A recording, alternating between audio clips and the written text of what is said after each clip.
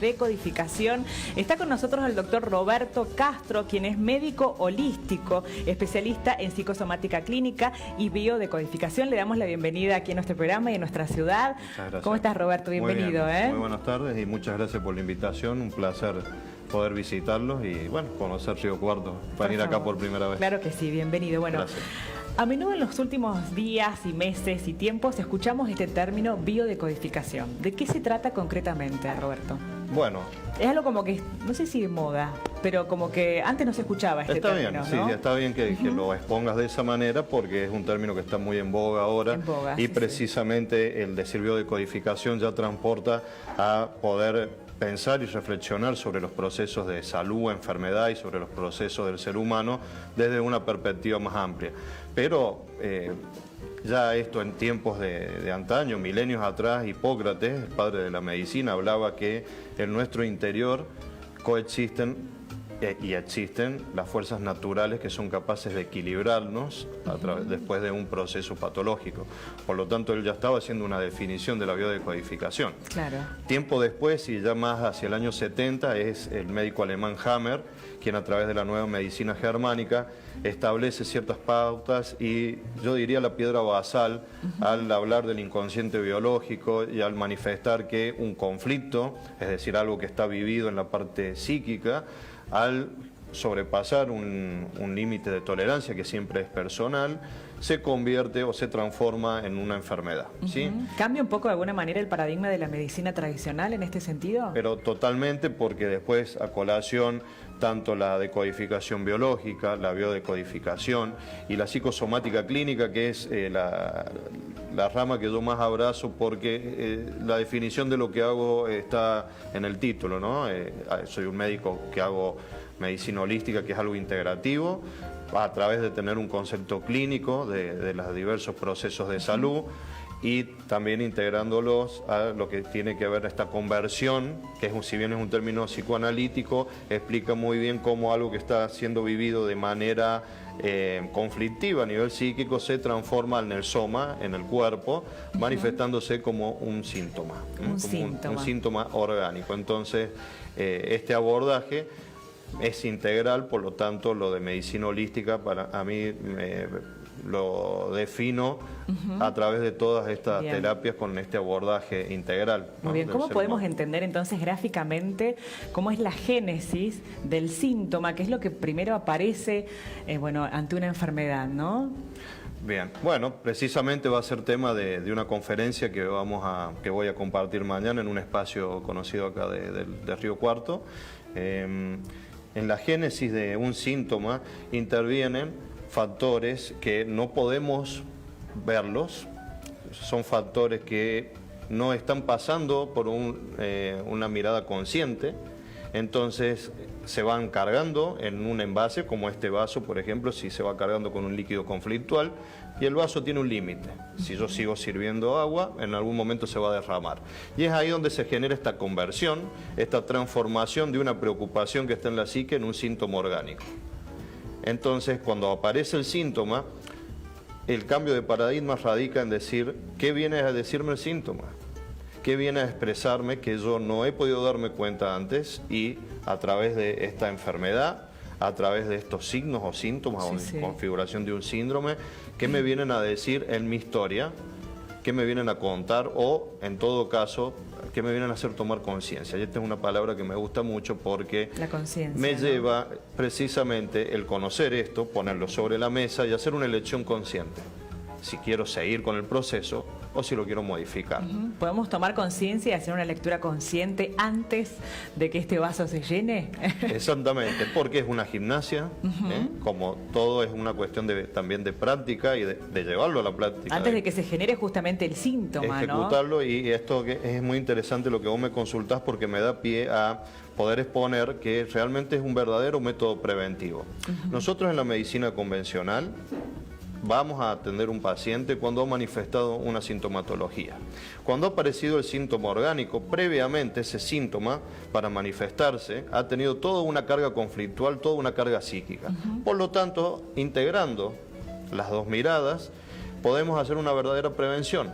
por ejemplo, si hay algo que me molesta y no lo digo y se va repitiendo esa situación a lo largo del tiempo, una semana o un mes, se puede convertir en un síntoma que tendrá que ver con el tenor, con la circunstancia que estoy viviendo. Por ejemplo, si no digo algo y lo estoy tragando, voy a tener consecuencias en mi sistema digestivo. Muy bien. ¿Todos los órganos tienen entonces relación con cierto tipo de emociones, Todos podríamos tienen, decir? exactamente, todos tienen Por una ejemplo, si tuviéramos relación. que hacer así como un pantallazo, ¿qué podríamos definir? Con este mismo ejemplo pueden haber diversas circunstancias, porque puede aparecer una gastritis por una situación que es indigesta y después tiene las particularidades propias a la persona, inherentes a la persona. Por eso es algo que me parece en el orden del arte, de la salud, poder trabajar con esta mirada, porque no es lo mismo una gastritis para vos que para otra persona. Tiene todo un contexto, tiene una historia familiar, tiene una historia personal, y tiene una historia de ese entorno en el cual estás presentando el síntoma. Y por otro lado puede aparecer, supongamos, un problema hepático derivado de lo que has comido. Son distintos los significados. Sí, sí. ¿Qué experiencia personal has tenido, bueno, justamente en este camino, ¿no? De esta medicina holística y de la biodecodificación, para poder luego transmitirlo, ¿no? Innumerables, innumerables. En mi recorrido comencé como todo médico deseando hacer una formación en pos de poder brindarlo a las demás personas. Todo terapeuta en las distintas ramas creo que apunta a poder brindar lo que va aprendiendo en pos del bienestar de la persona. Y en el recorrido que fui haciendo en Córdoba, en un hospital conocido de la zona, donde realicé 2 residencias, al finalizar la segunda residencia, o en la mitad, casi en los 3/4 de residencia, empecé a notar que había algo que no me terminaba de permitirme estar en bienestar con lo que estaba haciendo. Porque una persona se podía curar orgánicamente y se iba de alta, pero se iba triste. No se iba de la misma manera que ingresó o no se iba de la misma manera que había ido a consultar previamente. Entonces notaba que había cambios si uno hablaba con la persona, si le escuchaba, si particularmente mientras realizaba alguna actividad o algún ejercicio terapéutico convencional ponía el oído al lado, y ahí empecé a notar que el cambio era diferente.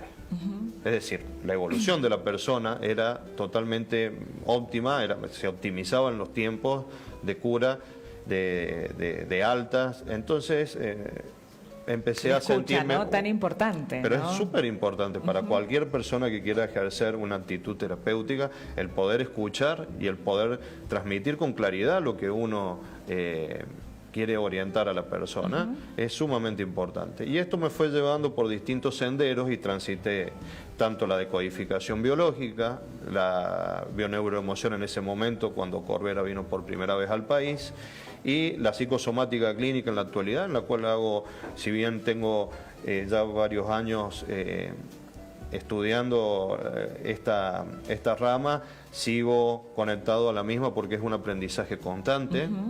Me gusta muchísimo el tema de la interacción que se da con los pacientes y de lo que uno puede ir aprendiendo y transmitir lo que parece que está en un plano teórico a una cuestión que ya es netamente del día a día. Y es ahí donde noto los cambios, ¿no? Muy bien. ¿Y qué, en líneas generales, qué podríamos decir que nos enferma? ¿Qué podríamos decir al mismo tiempo que nos sana?